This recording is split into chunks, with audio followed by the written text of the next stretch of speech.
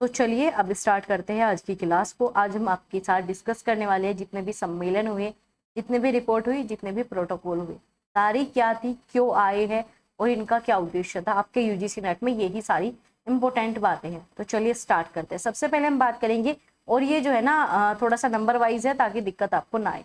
तो अगर हम सबसे पहले बात करें आपका स्टॉकहोम सम्मेलन, जो कि कब आया, 1972 में आया। इससे पहले वाली क्लास भी देख लेना, वो भी इंपॉर्टेंट थी। 1972 में आया, जो कि पहला वैश्विक वैश्विक मतलब जिसमें पूरे विश्व शामिल हुआ था। सबसे पहले क्या था आपका स्टॉकहोम सम्मेलन, कब आया, 1972 में आया। क्या था इसका इसका उद्देश्य क्या था, वैश्विक क्या था इसका, वैश्विक रूप से जो है पर्यावरण संरक्षण पर पहली बार ध्यान दिया गया। तो पूछा जाए पहली बार ध्यान किस पे दिया गया, स्टॉकहोम सम्मेलन पर। कहाँ हुआ था, स्टॉकहोम, स्वीडन में ही ये हुआ था। तो सम्मेलन कहाँ हुआ, ये स्टॉकहोम स्वीडन में ही हुआ था, स्वीडन में। तो इसकी थीम क्या रखी गई थी, पर्यावरण सम्मेलन था पहला, थीम इसकी रखी गई थी वन, ओनली वन अर्थ। इसकी थीम याद रखना, इसकी थीम क्या थी, ओनली वन अर्थ।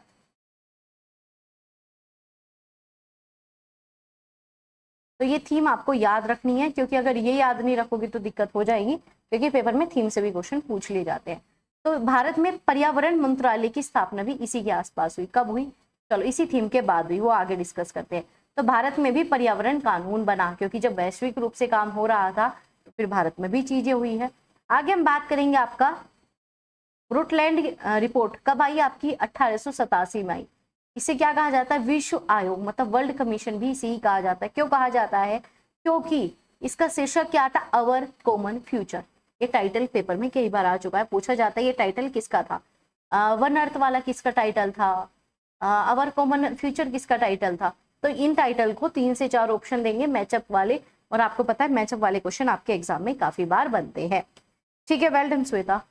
तो अगर हम बात करें सतत विकास की अवधारणा, ठीक है, स्थायित्व मिला, मतलब इसमें क्या हुआ। चलो अगर हम बात करें आपका ब्रुटलैंड रिपोर्ट की, हाँ, तो इसमें क्या होगा, इन्होंने बात की है किसकी, सतत विकास की। क्योंकि सतत विकास की बात क्यों की है इन्होंने क्यों की है सतत विकास की बात, क्योंकि सबको एक साथ लेके इन्होंने बात की है। तो इसकी मेन थीम पूछी जाए, आपकी ब्रुटलैंड की मेन थीम कौन सी है, तो आपकी याद रखना सतत विकास की अवधारणा का स्थायित्व। यहाँ पर कॉन्सेप्ट ही यही आया था। तो सतत विकास का कॉन्सेप्ट किस में आया, ये आपके पेपर में पूछा जाता है। ये पूछ ले जाएगा, ये जो रिपोर्ट आई, ये जो सम्मेलन हुआ किस लिए हुआ। तब हम बात करेंगे आपका रियो, जिसे हम बोलते हैं पृथ्वी सम्मेलन। ये मोस्ट इंपोर्टेंट है, क्योंकि इसमें बहुत सारी चीजें हुई है। तो रियो कब आया, आपका 92 में आया, 1992 में आया। कहाँ पर हुआ, रियो डी आपका जेनरियो में हुआ, ब्राजील में। तो कहाँ हुआ, ये ब्राजील में। उसकी थीम क्या रखी गई थी, पर्यावरण प्लस सतत विकास। तो इसकी थीम भी याद रखना, थीम क्या क्या है आपकी, पर्यावरण प्लस सतत विकास, इन्वायरमेंट एंड आपका सस्टेनेबल डेवलपमेंट, ये आपकी थीम रखी गई थी। आगे बात करेंगे आपका सतत विकास और पर्यावरण के संरक्षण।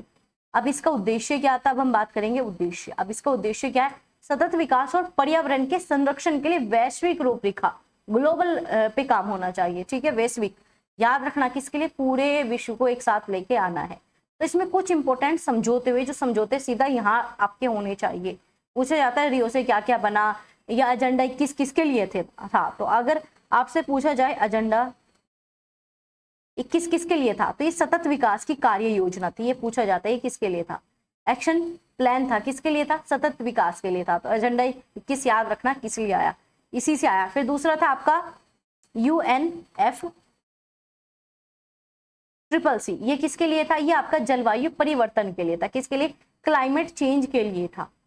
किसके लिए था, क्लाइमेट चेंज के लिए था। और इसी में जो है आपका CBD की भी स्थापना इसी में हुई, किसमें, रियो सम्मेलन में ही ये सारे काम हुए। सबसे पहला काम एजेंडा 21 आया, फिर क्या हुआ आपका UNFCCC की स्थापना हुई, जो कि जलवायु परिवर्तन के लिए था। फिर इसके बाद आपका CBD जैव विविधता के लिए, है ना, मतलब बायोडाइवर्सिटी कन्वर्शन हुआ। ठीक है, तो CBD ये आपको याद रखना है, आपको 21 याद रखना, एजेंडा 21, और आपका UNFCCC ये याद रखना है, विविधता संरक्षण।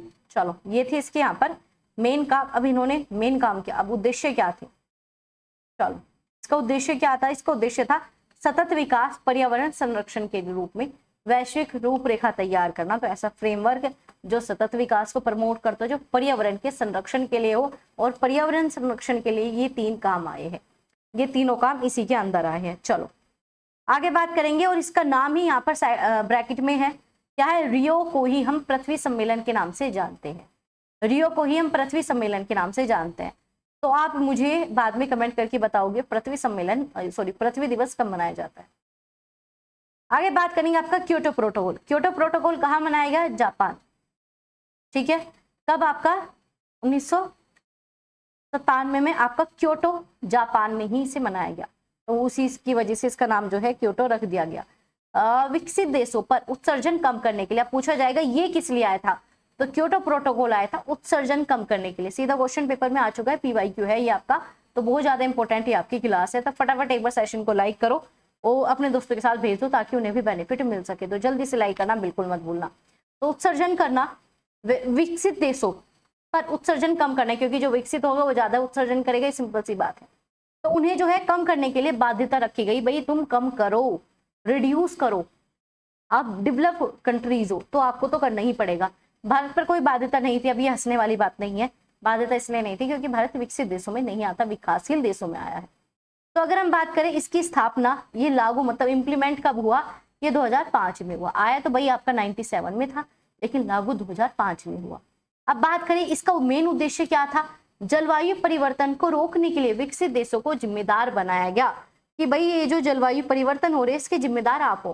क्योंकि जो गरीब देश है वो तो पेट्रोल ज्यादा यूज ही नहीं करता, जो गरीब देश है वो तो CFC ज्यादा यूज ही नहीं करता, जो गरीब देश है वो तो पोल्यूशन ज्यादा बढ़ाता ही नहीं है, वहां तो उद्योग ही नहीं है, इतना विकसित हुआ ही नहीं है। तो आप लोग विकसित हुए, आप ही के कारण ये सब चीजें हो रही है, तब आपको सुधार करना है। ठीक है, यहाँ तक चीजें क्लियर, ये 4 पॉइंट क्लियर है। तो एक बार मुझे जल्दी से कमेंट करके और एक बार लाइक करके बता दो। आगे हम बात करेंगे 5वां जो आया था आपका जोहान्सबर्ग, जो कि 2002 में आया था।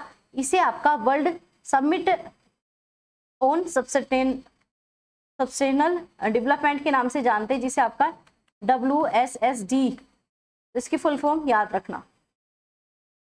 चलो ये कब आया? 2002 में आया। सतत विकास की योजना व्यवहार में जो है लाने पर लागू किया गया। आपको समझ नहीं आया, चलो समझते हैं। पहले तो ये याद रखो ये कहाँ हुआ था? तो ये दक्षिण अफ्रीका में हुआ था। ठीक है, जोहान्सबर्ग में हुआ। ये कहाँ था? दक्षिण अफ्रीका में। आगे बात करेंगे, इसमें आपका आया WSSD याद रखना। ठीक है, वर्ल्ड समिट। ठीक है, चलो आगे बात करेंगे। इसे इसी नाम से जाना भी जाता था, और ये आया 10 साल बाद, रियो के 10 साल बाद आया। तो इसे हम बोलते हैं आपका रियो +10 भी हम बोल देते हैं। इसमें जो आपका एजेंडा 21 था, इसके भी इम्प्लीमेंट पे फोकस किया गया कि भाई इसे भी बढ़ाओ। जो हमने एजेंडा 21 में टारगेट दिया, इसे भी बढ़ाने के ऊपर बात की गई है। आगे बात करेंगे, जो भी डाउट है वो आप सभी बाद में कमेंट करके पूछना। तो जो है योजनाओं को व्यवहार में लागू करने के लिए कुल मिलाकर यहाँ पर बात की गई है। जो भी हमने सतत विकास से रिलेटेड काम किया उसे अब इम्प्लीमेंट कर दो। तो याद रखना, वर्ल्ड समिट या रियो +10 या रियो 10+ में जो है जोहान्सबर्ग में क्या कहा गया था? सतत विकास की बात की गई थी। तो यहाँ पर की गई है सतत विकास की बात, ये याद रखना है। आगे आ जाओ, पेरिस समझौता। पेरिस समझौता हुआ था आपका 2015 में। पेरिस समझौता कब हुआ? 2015 में, फ्रांस में हुआ था। ये आपको याद रखना पड़ेगा। अब इसके तो बहुत अच्छे टारगेट थे। इन्होंने क्या कहा? वैश्विक तापमान वृद्धि को, जो कि आपका 2 डिग्री सेल्सियस से कम कर आपका सिर्फ 1.5 डिग्री सेल्सियस है ना, 1.5 डिग्री सेल्सियस तक सीमित कर दो, घटा दो। क्योंकि ग्लेशियर पिघल रहे हैं, चीजें जो है पोल्यूशन लिमिट से ज्यादा हो रहा, तो उसे कम करना है। तो ग्लोबल वार्मिंग को कम करने का यहाँ पर टारगेट रखा गया था। और भारत में भी जो है आपका INDC, ये मैंने आपको कल कराया है, इसे भी जमा करने की बात की गई है। कि आप भी अब इसकी फुल फॉर्म आप सभी कमेंट करके बताओगे, लास्ट क्लास में समझा चुकी हूँ।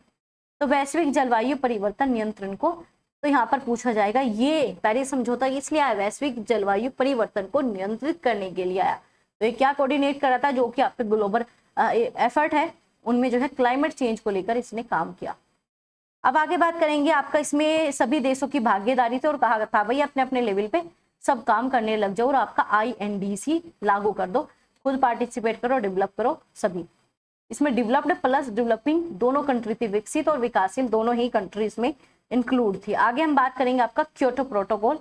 अब ये है आपका 2020 वाला प्रोग्राम। ये क्या था, तो जो चीज पहले थी अब उसमें क्या हुआ, पेरिस समझौते के बाद लागू होने के बाद इसे जो है क्या किया गया, पेरिस समझौते के लागू होने के बाद समाप्त कर दिया गया और जलवायु संरक्षण के लिए नया फ्रेमवर्क बनाया गया जो कि आपका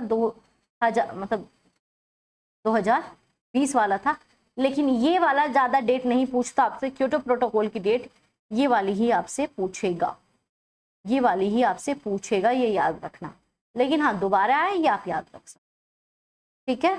चलो, इसका काम क्या था, जलवायु संरक्षण के लिए नया फ्रेमवर्क तैयार करना। ये अगेन मोस्ट इंपोर्टेंट है। मॉनिट्रियल प्रोटोकॉल जो कि आया ही ओजोन परत के लिए था। कब आया, 87 में आया। कब आया, 87 में। याद रखना है, बहुत ज्यादा कंपल्सरी है।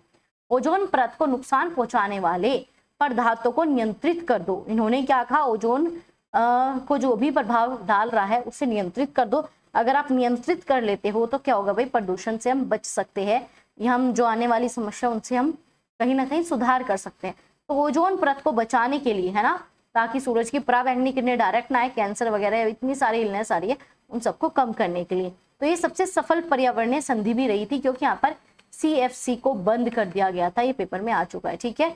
अब अगर हम बात करें ओजोन परत की सुरक्षा के लिए इसका उद्देश्य रखा गया, तब कैंसर पर्यावरण खतरे को कम करने का यहाँ पर टारगेट लिया गया था।